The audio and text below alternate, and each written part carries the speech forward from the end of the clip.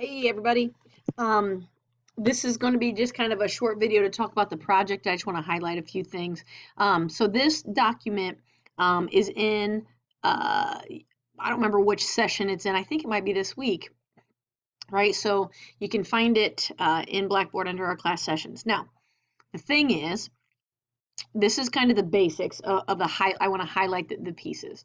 So you are going to assume the median annual income for a high school graduate is $25,000. Okay, that's kind of your comparison piece. So you're going to compare you and your future with whatever it is you're going to do with your degree. You're going to compare. Excuse me, you're going to compare that to a high school graduate of $25,000. So part one, you're going to do an income comparison. So you can either go to this website, you can Google, whatever you need to do, but you're going to find the annual median wage for whatever it is you want to do. Okay, now don't forget to tell me what you want to do. So when you write your reflection paper, right, each one of these little checks you should be using as check marks in your paper. So what is your desired area of employment? I want to be a math teacher, right? Because everybody good person does, right? I want to be a math teacher in Northern Indiana, and the median wage for that is blah. Okay, so you want to then make a statement comparing the wage that you would earn with the expected wage earning of your new job with a high school graduate. That's the purpose of part one. Part two, a housing comparison. So remember, we did the PMT function, the PV function, all of those different functions in Excel that you can use to find out about, potential housing. So based off of what you're going to earn that you found in part one, you then can figure out what kind of house can you afford, right? And what kind of house can a high school graduate afford? So you're going to talk about those pieces here, and you need to include your Excel functions. Now, if you don't want to write out the Excel functions in your paper, that's fine. You can attach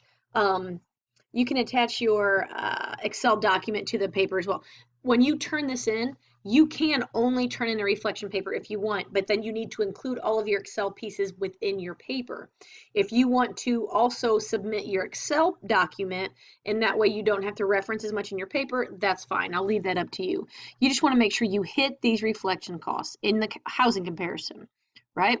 And this is where you want to live. If you want to live in Honolulu, Hawaii, awesome. Figure out what it's going to cost you to live there, right? Go to Zulu, go to different sites. What kind of house can you get for that? Pictures are okay. If you want to copy and paste, this is the kind of house I can afford in Honolulu. Great. You don't have to have them, but, right, you do what you want to do. Retirement. So you're going to talk about, right, employer match when we talked about 401ks. High school counterpart, no retirement from their employer. So we're going to, talk about that. All of these, use your FV function in Excel. And again, you're going to compare your investment to the high school graduate. How are your calculations? How'd you figure it out? When will it be 10 times your salary? If you're making $30,000 a year, when will your retirement have 300,000? You might have to do some guess and checking with Excel, right? So some pieces there. And then the last one is the raise, right? Your field, you're getting a 3.25% raise on your salary.